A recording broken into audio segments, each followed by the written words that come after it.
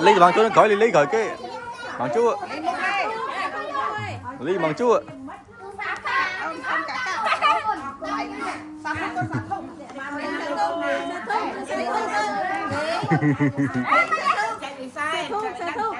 Lý sa thúc.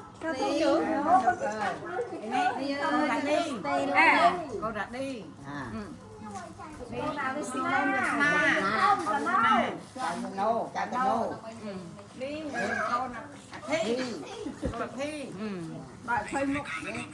Sai chưa ơi. Sai chưa ơi.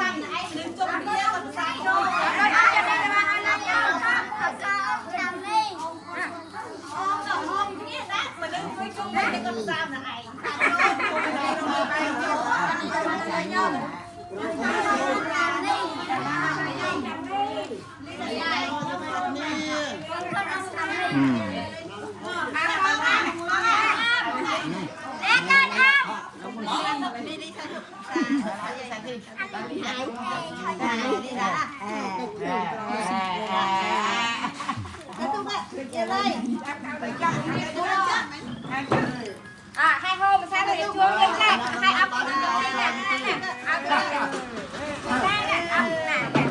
nè,